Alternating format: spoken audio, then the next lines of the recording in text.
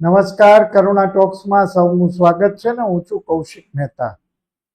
Limca book of રેકોર્ડ્સમાં નામ દર્જ કરાવવું આસાન નથી હોતું અને એમાંય મેડિકલ ક્ષેત્રે આવી સિદ્ધિ મેળવવી એ જરાય આસાન કામ નથી. બહુ લાંબી પ્રોસેસ હોય છે અને એમાંથી પાર થયા પછી તમને લિમ્કા બુકમાં તમારું નામ મળે છે. રાજકોટના ઈએનટી સર્જન બહુ જાણીતા ડૉક્ટર હિમાંશુ ઠક્કર એ આ સિદ્ધિ મેળવી ચૂક્યા છે અને એક મેચ્યોર્ડ વયસ્ક માણસના નાકમાંથી જે મસાનું ઓપરેશન કર્યું એના માટે આ લિમ્કા બુક ઓફ રેકોર્ડ્સમાં એમનું નામ દર્જ થયું છે. એના વિશે પણ વાત કરવી છે, પણ છેલ્લા 23 વર્ષથી ઈએનટી સર્જન તરીકે કામ કરે છે અને આવી કેટલીય જટિલ સર્જનની પ્રક્રિયાઓ એને સફળતાપૂર્વક પાર પાડી છે. એટલું જ નહીં, કોરોના કાળમાં પણ એમણે સરકારી હોસ્પિટલ સાથે રહી અને અનેક ઓપરેશન દર્દીઓના વિનામૂલ્યે કર્યા હતા. એટલે સેવાભાવી પાસું પણ એમનું બહુ મજબૂત છે. આજે એમની તબીબી સફર વિશે પણ વાત કરવી છે અને વાત કરવા માટે આપણી સાથે જોડાયા છે ડૉક્ટર હિમાંશુ ઠક્કર. સાહેબ, આપનું ખૂબ ખૂબ સ્વાગત છે. Thank you Kaushikbhai. Thank you. નમસ્કાર. સૌપ્રથમ તો એ કહો કે ઈએનટી ફેકલ્ટીમાં જવાનું કઈ રીતે શક્ય થયું? તમે પહેલેથી એવું નક્કી કરેલું કે આજ ફેકલ્ટીમાં જવું કે કઈ રીતે બન્યું? બહુ સારો પ્રશ્ન છે કૌશિકભાઈ. હું જ્યારે એમબીબીએસમાં સ્ટડી કરતો અને જેમ ફાઇનલ યરમાં આપણે પહોંચતા જેમ સબ્જેક્ટિવ નોલેજ આવતું જાય કે ભાઈ આ સબ્જેક્ટમાં આપણને ઇન્ટરેસ્ટ છે, એટલે સર્જિકલ ફિલ્ડમાં મને પહેલાથી રસ હતો. જી.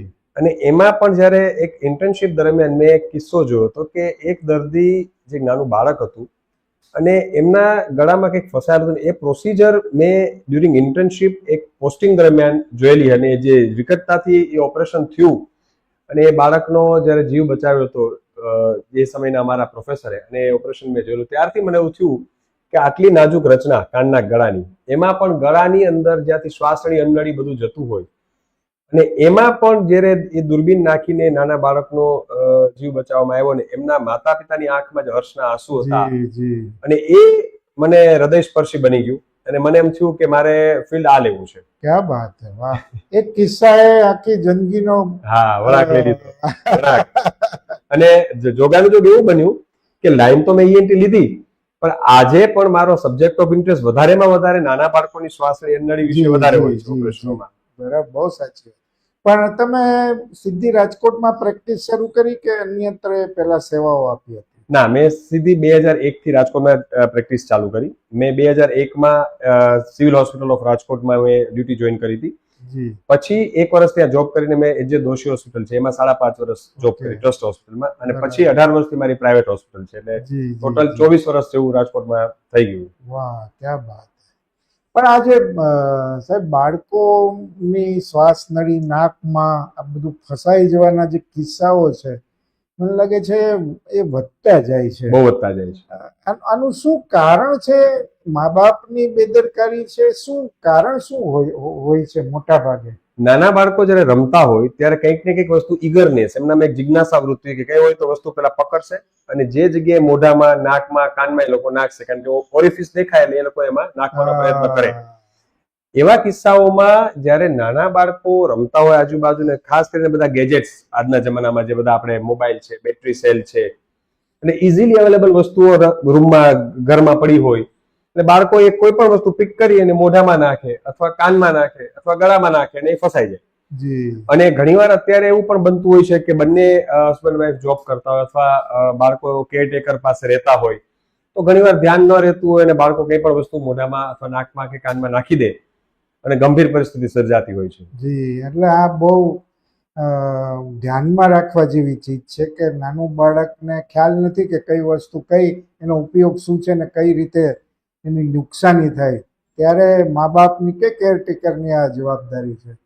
પણ સામાન્ય રીતે શું બનતું હોય છે સાહેબ? તમારી પાસે આવા ઘણા કિસ્સાઓ, તમે ઘણી બધી સર્જરી બહુ સફળતાપૂર્વક કરી છે, મોટા ભાગના કિસ્સામાં શું બનતું હોય છે? મોટાભાગના કિસ્સાઓમાં જ્યારે બાળક રમતું હોય અને આજુબાજુ કોઈ પણ વસ્તુ પડી હોય અને મોઢામાં નાખે ત્યારે અનનોટિસ થઈ ગયું હોય, ધારો કે કઈ નાખી દીધું ખબર જ ના હોય કે નાખી દીધું છે. જી જી પછી જે સિમ્ટમ આવે કે એને કંઈક ઉધરસ શરદી તાવ હોય, ઘણા લાંબા સમય સુધી ઘણી વાર શરદી ઉધરસ એટલે બાળકોમાં તો એવું નિગ્લેક્ટ થતું હોય કે ભાઈ શરદી છે બાળકમાં તો થાય. જી એટલે મારી પાસે ઘણીવાર એવા પણ કિસ્સાઓ આવેલા છે કે 6 મહિના વર્ષ સુધી વસ્તુઓ ફસાયેલી હોય ઓરે બાપ રે. અને એ લોકો જ્યારે આપણી પાસે લઈને આવે અને શરદી ન મટતી હોય, શરદીની અનેક દવાઓ કરાવી હોય પણ શરદીમાં ફેર ન પડે. મને હજી એક કિસ્સો યાદ છે કે 3.5 વર્ષ સુધી નાકની અંદર ક્રેયોનના ટુકડા રે રે. 3.5 વર્ષ સુધી બાળકીના નાકમાં, બાળકીની ઉંમર 6 કે 7.5 વર્ષ હશે ને એને નાકમાં નાખી દીધા હતા અને નાકની અંદરથી દુર્ગંધ મારતું પ્રવાહી નીકળ્યા કરે અને શરદીની દવા એને ચાલુ હતી. અને જ્યારે અમારી પાસે આવ્યા, અમે દૂરબીનથી તપાસ કરી, શરદી માટે જ આવ્યા હતા અમારી પાસે, બરાબર. એને ખબર નથી નાકમાં ક્રેયોન છે. જી જી જી. ત્યારે અમે 3.5 વર્ષ સુધી ફસાયેલા ક્રેયોનના ટુકડા નાકમાંથી કાઢ્યા હતા. એટલે અનનોટિસ્ડ ઘણીવાર એમને નાખી દીધું અને ત્વરિતપણે હોસ્પિટલ પહોંચે એવા કિસ્સાઓ હાર્ડલી 10 થી 20%. 80% કિસ્સાઓમાં ખબર જ નથી હોતી અને ત્યારે વિકટ પરિસ્થિતિ વધારે સર્જાય. પણ વર્ષ ટુ વર્ષ શું એનું પરિણામ આવતું હોય છે? બાળકનું મૃત્યુ પણ થઈ શકે. ઓહ. એટલે અમૂલ્ય જિંદગી, પ્રિશિયસ એક નાની અમથી બાબત. અનેક વખત આ કિસ્સાઓમાં, હમણાં જ છેલ્લે મેં એક કિસ્સો હમણાં વાંચ્યો હતો કે કંઈક બાળક ફૂગો ફૂલાવા ગયું અને ગળામાં ચોક થઈ ગયું, હોસ્પિટલ સુધી પહોંચી ના શક્યું. એટલે લાગતી સામાન્ય બાબત પણ ગંભીરતા ઘણીવાર બહુ મોટી થઈ જાય છે. જી જી જી. રમતું હોય બાળક, મોઢામાં મૂકે, હજી બાળકને દાંત પૂરા આવ્યા ના હોય તો એ ચાવી ન શકે. હવે સિંગદાણો કે કઈ પણ વસ્તુ મોઢામાં નાખી અને ગળે ઉતરે એટલે એને ઉધરસ આવે. બરાબર. એટલે શ્વાસની અંગળી ઉપર નીચે હોય. જનરલી એ અંગળીમાં જતું રહે તો પ્રશ્ન નથી, જી જી. પણ એ અંગળીમાં ન જાય કારણ કે બાળકનો જે રિફ્લક્સ, આપણને જે ઉધરસ આવે એ જે આપણે પ્રોનાઉન્સલી ખાઈ શકીએ એટલું બાળક ન ખાઈ શકે. બરાબર છે. એ જોરથી કફ રિફ્લેક્સ આવે તો એ બહાર ફેંકી શકે, પણ એટલું એનામાં હોય જ નહીં કફ રિફ્લેક્સ. એટલે એ અંગળીમાં જવાને બદલે જતું રહે શ્વાસનળીમાં અને પછી ગંભીરતા શરૂ થાય. ઓકે. બહુ એટલે મુશ્કેલી થઈ જાય જો તમે થોડી બેદરકારી. અને સૌથી મુશ્કેલ એ વાત છે કે ખ્યાલ નથી આવતો.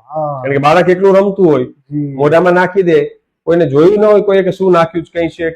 ઘણીવાર મોટાભાગના કિસ્સાઓમાં અમારા પાસે જયારે આવે ત્યારે હિસ્ટ્રી જ ક્લિયર ના હોય.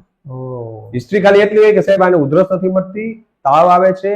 ઘણીવાર એક્સરે માં જોઈએ તો એક બાજુ ફેફસું આખું બંધ થઈ ગયું હોય કારણ કે એને ખ્યાલ જ નથી કે આને શું નાખી દીધું છે. અને ત્યારે જે ઓપરેશન કરવું પડે એ પેલું અભિમન્યુના 7 કોઠા જેવું છે કે એમાંથી બહાર નીકળવું અને એ જે ફસાયેલી વસ્તુ કાઢવી અત્યંત, આ જે સર્જરી છે કેટલી જટિલ હોય છે? અત્યંત જટિલ. કારણ કે બાળકની શ્વાસનળીમાં 3 મિલીમીટર 4 મિલીમીટર સુધીનું દૂરબીન જઈ શકે. જેટલું બાળક નાનું એટલું કોમ્પ્લિકેશન ના ચાન્સીસ વધારે.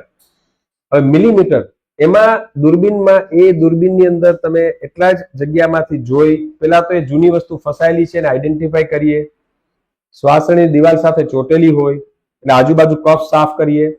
આ બધું ફ્રેક્શન્સ ઓફ મિનિટ્સમાં, સેકન્ડ્સમાં કરવું પડે કારણ કે એનેસ્થેસિયા જે આપ્યું હોય, ઘેન આપે, તો એ પણ એટલું જોખમી ઘણીવાર પુરવાર થાય કે એક તો શ્વાસનળીમાં દૂરબીન જાય, બાળકને ઓક્સિજન ઉપર લીધેલું હોય, એનેસ્થેસિયા દીધેલું હોય, શ્વાસ ઓલરેડી લઈ ન શકતું હોય અને એમાં આ જઈ અને ગણતરીની મિનિટો અને સેકન્ડોમાં એને કાઢી લેવું પડે કારણ કે જો વધારે વાર લાગે તો શ્વાસનળીમાં સોજો વધે, તો આઉટકમ બગડે સર્જરીનું. અને ઘણીવાર 6, 8, 10 મહિના સુધી વસ્તુ ફસાયેલી હોય અને શ્વાસનળી દિવાલ સાથે ચોટેલી હોય તો ગ્રેન્યુલેશન ટિશ્યુ એટલે એટલું બધું આજુબાજુ જામ થઈ ગયું હોય કે એ આઈડેન્ટિફાઈ કરવું કે આ શ્વાસનળી દિવાલ નેચરલ છે કે આ સિંગદાણો છે. બરાબર. એ બહુ, અને જો એક પણ મિલીમીટરની ભૂલ થાય, ચૂક થાય તો શ્વાસનળીની દિવાલમાં કાણું પડે અથવા બ્લીડિંગ થાય તો અત્યંત જટિલ પરિસ્થિતિ થઈ જાય. અત્યંત જટિલ. બાપરે. પણ તમે આવી ઘણી બધી સર્જરી કરી છે, શું શું તમે ફસાયેલું હોય એને કાઢ્યું છે? અમે બાળકોમાં શિંગદાણું, ચણાનો દાણો, ચીકુનું બી, શ્વાસનળીમાંથી મેટલનો સ્ક્રૂ, શ્વાસનળીમાંથી દાંત, અંડનળીમાંથી મેટલની ઘૂઘરી, અંડનળીમાંથી વાંકી વળેલી ખીલ્લી, અંડનળીમાં ફસાયેલો 4 સેન્ટીમીટર મોટો પથ્થર. 22 વર્ષનો એક વિકલાંગ બાળક હતું માનસિક રીતે અને એને ઘણા બધા પથ્થર નાખી દીધા હતા, એમાંથી અમુક પથ્થર પેટમાં ઉતરી ગયા અને એ ઓપરેશન મેં આજથી 20 વર્ષ પહેલા કરેલું અને 4 સેન્ટીમીટર મોટો પથ્થર એની અંડનળીમાં ફસાઈ ગયો. હવે એ તો વિકલાંગ હતો અને માનસિક રીતે બાળકનું એટલું બધું સંતુલન નહોતું, તો એ વખતે અમે લોકોએ દૂરબીનથી 4 સેન્ટીમીટર મોટો પથ્થર, જે ખરેખર ઓપન સર્જરી કરીને કાઢવો પડે, આખી અંગળી ખોલવી પડે, અને કાર્ડિયોથોરેસિક અને વાસ્ક્યુલર સર્જન એને ઓપન કરે, હાર્ટને ખસેડવું પડે ઘણીવાર, અને ફેફસા હટાવવા પડે, પછી એટલી વિકટ પરિસ્થિતિ અને વિકટ સર્જરી થઈ જાય, અને એને લગભગ 2-3 મહિના સુધી અંગળીમાં નળી રાખવી પડે, કારણ કે અંગળી ખોલવી પડે આખી. પણ એ સર્જરી અમે લોકોએ ચેકા ટાંકા વગર દૂરબીનથી માત્ર અડધો કલાકમાં કરી અને 4 સેન્ટીમીટર મોટો પથ્થર દૂરબીનથી કાઢ્યો હતો. બાપરે, તમે તો આખું વર્ણન કરો છો, જોયું નથી અમે તોય આમ ધ્રુજારી આવી જાય. પણ આમાં મશીનરી એટલે મોડર્નાઇઝ મશીનરીનો કેવડો મોટો રોલ હોય છે? ઘણો રોલ હોય છે. એની સાથે સાથે આમાં સ્કિલ પણ બહુ જ માંગી લેતું હોય છે, કારણ કે આની સ્પેશિયલાઇઝ ટ્રેનિંગ અને આનો અનુભવ બહુ જ જરૂરી હોય છે, કારણ કે દરેક કેસ અલગ હોય છે. બરાબર. દરેક કેસ બાળકની ઉંમર, એની શ્વાસનો ડાયામીટર, એની શું ગળી ગયો છે વસ્તુ, ક્યાં ફસાયેલી છે એ વસ્તુ, કેટલો લાંબો સમયથી ફસાયેલી છે, અને એની કન્ડિશન, અને મશીનરીનો એડવાન્સમેન્ટનો આધુનિક સમયમાં ઘણો રોલ છે. અમારી પાસે આધુનિક દૂરબીનો છે જેના વડે અમે આ કરી શકીએ છીએ, પરંતુ સાથે સાથે સ્કિલ પણ અત્યંત જરૂરી હોય છે, કારણ કે આ જે બધી વસ્તુઓ હોય છે એની અંદર ખૂબ જ અનુભવ જરૂરી બને, કારણ કે આની અંદર જરા પણ ચૂક થાય એ લાઈફ એન્ડ ડેથ નો થઈ શકે. એ પ્રશ્ન થઈ જાય. પણ તમે કોરોના દરમિયાન સિવિલ હોસ્પિટલ રાજકોટ સાથે રહીને ઘણા બધા ઓપરેશન કર્યા, એ શું પરિસ્થિતિ હતી ને કેવા પડકારો હતા એમાં? એ સમય જયારે યાદ કરીએ છીએ ત્યારે ઘણીવાર એવું થાય કે આપણે કુદરતને જયારે ઘણીવાર કોઈ એવું કહેતો હોય કે ભાઈ હું તો ઈશ્વરમાં માનતો નથી, પણ ઈશ્વરમાં ન માનનારા ઈશ્વરનું નામ લેવું પડે છે. એટલે મારું ઘણીવાર કહેવાનું હોય છે, ઘણીવાર આપણે એવું કહેતા હોય કે બધું 99% એના હાથમાં, 1% આપણા હાથમાં. હું તો કાયમ કહું છું બધું એના હાથમાં જ છે. કોરોના સમયે આપણને કૌશિકભાઈ બતાવી દીધું કે વ્યક્તિ માત્ર ખાલી જે શ્વાસ લઈ શકે છે એ પણ એને આધીન છે. લાખો કરોડો લોકોના જીવ પૈસા ખરીદી શકતા નથી, એ પણ પૂરું થઈ ગયું. બહુ સાચી વાત. પૈસા કબાટમાં જે લોકોના રહી ગયા, પણ સારવાર મળી શકતી નથી. જે સમયે અમુક ફોરેન કન્ટ્રીમાં આપણે દાખલા વિચારીએ તો ઘણીવાર અમુક જે બધા વેસ્ટર્ન કન્ટ્રીમાં હતા, સારવાર પણ નથી મળી શકી, એટલી ગંભીર પરિસ્થિતિ થઈ ગઈ હતી. ઇવન તો દે હેવ મની. ભારતમાં હાલત તો ઘણી સારી હતી આપણે, પણ એ સમયમાં જ્યારે મ્યુકોરમાઇકોસિસ, પહેલો તો કોરોનાની થપાટ, એના પછી બાકી હતું તો મ્યુકોરમાઇકોસિસ, જે બ્લેક ફંગસ કહેવાય, જ્યારે ભણતા રેસિડેન્સી વખતે હાર્ડલી વર્ષમાં ક્યારેક 1 કે 2 કિસ્સાઓ, હાર્ડલી, જે દરરોજના 10 થી 20 કિસ્સાઓ, 25 કિસ્સાઓ, 30 કિસ્સાઓ, અને લાઈક એ ફ્લડ. મને લાગે રાજકોટમાં સૌથી વધારે અને અત્યંત જોખમી. એટલે ઓપરેશન કરનારને પણ એટલું જ જોખમ, કારણ કે જે બ્લેક ફંગસ હોય એની જે અમે ડ્રીલ કરીને કાઢતા દૂરબીનમાંથી, તમે વિચારો આ જે ડાયામીટર છે 35 થી 40 મિલીમીટર જેટલી જગ્યામાંથી દૂરબીન નાખવાનું, ત્યાંથી અમારી ડ્રીલ જાય મશીન, અને એ લિટરલી આપણે હાડકું અંદર ખોતરીને એને કાઢવાનું. 2-2.5 કલાક એક સર્જરી ચાલે, અને પીપીઈ કિટ પહેરીને જે કરવી પડે, કન્ટિન્યુઅસ પરસ્પિરેશન થતું, એટલો સ્ટ્રેસ પણ હોય. અને એક સર્જરી નહીં, દિવસમાં ઘણીવાર 5-5, 7-7, 10-10 સર્જરીઓ પણ, કારણ કે એટલો બધો વર્કલોડ, અને કોઈ પણ જગ્યાએ મને ખબર છે ડોક્ટર સેજલબેને બહુ વાત, ડોક્ટરોનો બહુ સપોર્ટ, સ્ટાફનો બહુ સપોર્ટ મળ્યો ને આટલું કામ થઈ શક્યું. એટલે એ જે ઈએનટી ડિપાર્ટમેન્ટ સિવિલ હોસ્પિટલ રાજકોટે પણ કાબેલે તારીફ કામ કર્યું હતું, કે એના સાથે સાથે અમે તો સહયોગમાં જોડાયા હતા, પણ એ લોકોએ પણ ખૂબ જ રેસિડેન્સથી માંડીને બધા ડોક્ટરોએ જીવ રેડીને કામ કર્યું હતું. અને એના ફળ સ્વરૂપ આજે આપણે એવું કહી શકીએ કે રાજકોટની જે મેડિકલ ફેટર્નિટી છે એનું એક આગવું સ્થાન છે. એ લોકોએ બધી જગ્યાએ દરેક ડોક્ટરો બધા યુનાઇટ થઈને કામ કરેલું છે. અને ખાસ કરીને આપણા જે રાજકોટની યુનિટી છે એ પણ એ વખતે બહુ સાચી વાત, બહુ સાચી.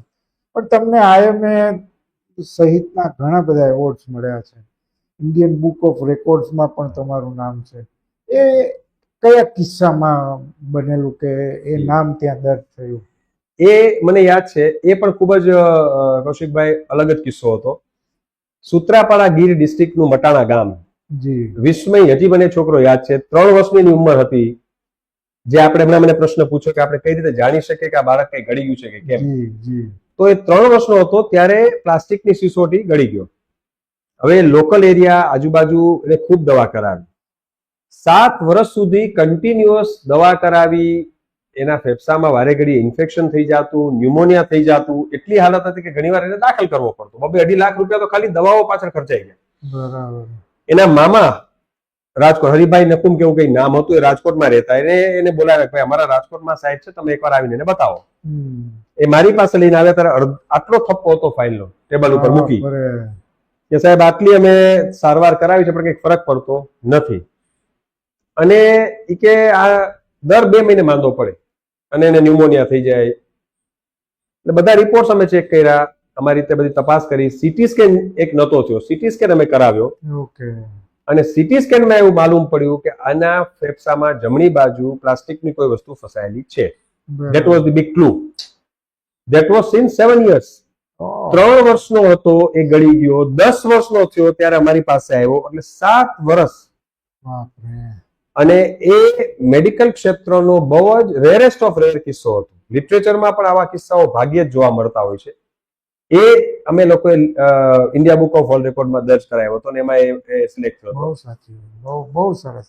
અને આ લિમ્કા બુકની તો હમણાં જ તમારી વાત ચાલી રહી છે, એ પણ નાકના મસાનું બહુ મોટું. આ કેવું અઘરું હતું? એ પણ અત્યંત જટિલ ઓપરેશન હતું કે લલિતભાઈ વાઘેલા, રાજકોટનું પેશન્ટ, 55 વર્ષના, સ્કાયની શરદીની તકલીફ સાથે અમારા પાસે આવ્યા હતા અને નાકમાં મસો છેક બહારના છિદ્ર સુધી પહોંચી ગયો, એટલો મોટો મસો. અમે લોકોએ જયારે સીટી સ્કેન કરાવ્યો અને સીટી સ્કેનમાં એવું જાણવા મળ્યું કે મસાની સાઈઝ 8x2 છેક અહીંથી શરૂ થઈ, કારણ કે નાક આટલું ના હોય, છેક ઊંડે સુધી હોય, સાઇનસ અહીંયા હોય તો છેક મેક્સિલરી સાઇનસ પાછળ ઇથમોઇડ ત્યાં સુધી એ મસો ફેલાયેલો. હવે ખરેખર એ સર્જરી ઓપન કરી અને એને મેક્સિલરી યા સાઇનસ હોય એ ખોલી અને બહુ લાંબી પ્રોસિજર કરવી પડે જો આમ ન નીકળે તો. એ અમે નાકના છિદ્રો મારફતે દૂરબીનથી ચેકાટાકા વગર સેમ સિટિંગમાં કાઢી દીધો, 8x2 સેન્ટીમીટર પૂરો. અને એ લિમ્કા બુક ઓફ વર્લ્ડ રેકોર્ડમાં રેકોર્ડ પ્રસ્થાપિત થયો. કેવી સાહેબ આની પ્રોસેસ કેવી હોય છે? દર્શકોને નથી ખબર હોતી કે લિમ્કા બુકમાં તમારું નામ રજીસ્ટર કરવા માટેની પ્રોસેસ કેવી હોય. ગિનેસ બુકની પણ એટલી જ જટિલ હોય છે, પણ આ તમારો અનુભવ કેવો છે? પ્રોસેસમાં સ્ક્રુટિનાઇઝ ખૂબ જ અને ઓથેન્ટિસિટી ખૂબ જ હોય છે અને એમનું ફોર્મ પણ હોય છે. ફોર્મની જે માહિતી ફિલઅપ કરવાની હોય છે, ગવર્મેન્ટ ગેઝેટેડ ઓફિસર્સના સિગ્નેચર્સ ને બધું રિક્વાયર્ડ હોય છે. તમે કરેલા ઓપરેશનના video as well as photographs અને ઓથેન્ટિસિટી માટેના રિપોર્ટ્સ પણ આપણે પેશન્ટની કન્સેન્ટ સાથે મોકલવાના હોય છે. એ બધું અપ્રૂવ થાય અને એમના ડેટાબેઝમાં જ્યારે ચેક થાય કે આ રેકોર્ડ નથી વર્લ્ડ રેકોર્ડ, પછી એ લોકો એને એનરોલ કરે. એટલે ઇટ્સ અ બિગ પ્રોસેસ અને ઘણી વખત ઘણો સમય લાગે છે, પણ we feel really proud, privilege and honour કે આટલી reputed book Limca book of world record is equivalent to Guinness. કારણ કે એ ઇન્ડિયન ગિનિસ જ છે અને લગભગ મોર દેન 30 yearsથી પબ્લિશ થાય છે. એટલે અમારા માટે સૌભાગ્યની વાત છે કે એમાં અમારો રેકોર્ડ દર્જ થયો. બહુ સરસ. તમે એક પુસ્તક પણ તૈયાર કરી રહ્યા છો, થોડી એના વિશે વાત કરો. શું છે તમારી જર્નીની વાત છે? શું આ પુસ્તકમાં છે? Echoes of compassion, doctor's journey in ENT. અમારી 24 વર્ષની અમે આખી એક સફળતા યાત્રા, અમારા અનુભવો, અમારા કેસ, પબ્લિક અવેરનેસ, એ બુકની અંદર કૌશિકભાઈ અમે લોકોએ કોઈ પણ વ્યક્તિ એ બુક વાંચશે એટલે કાનના ગળાના રોગો વિશે માસ્ટર થઈ જશે. કારણ કે એમાં એટલું સમજાય ભાષામાં બેઝિક અમે લોકોએ લીધેલું છે કે તમને શરદી છે તો શરદી શું કામ અને એના ઉકેલો એમાં છે. એમાં થોડો ઘરગથ્થુ ઉપાય પણ અમે બતાવ્યો છે. તમને મસા થયા નાકમાં તો એના વિશે પણ છે, એલર્જી છે એના વિશે પણ છે, નાકમાંથી બ્લીડિંગ થાય તો એના વિશે પણ છે, બાળક કઈ ગળી ગયું તો એના વિશે છે, પ્રોફેશનલ સિંગર્સ અને ટીચર્સ એની સ્વરપેટીની કાળજી લોકોએ કેમ રાખવી એના વિશે પણ છે. ઋતુગત બીમારીઓ, કાનના ગળાના રોગો, ચોમાસામાં કાનમાં ફંગસ થાય, શિયાળામાં કાનની અંદર ભેજ આવી જાય તો શું થાય, નાકની શરદી અને સાઇનસ વિશે અનેક લેખો પબ્લિક અવેરનેસના અમે લોકો એમાં ઇન્ક્લુડ કર્યા છે. એટલે અમે લોકો ઘણા ખરા અંશે બુકના બનાવવાના ફેઝ સુધી પહોંચી ગયા છે. થોડા સમયમાં અમે લોન્ચ પણ કરશું અને એક અમારી ભાવના છે કે એ બુક જ્યારે લોન્ચ થાય, અમારો હેતુ પણ એ છે કે એ અમે ડેડિકેશન થેલેસેમિયા પીડિત બાળકો ગૌસેવા માટે સમર્પિત કરવાના છે. બહુ સરસ, બહુ સરસ. ના, એટલે બહુ મજાની વાત છે. એટલે એક પ્રકારે ENT એન્સાઇક્લોપીડિયા જેવું થઈ જશે. એન્સાઇક્લોપીડિયા જેવું થશે, એવું થશે. બહુ સરસ.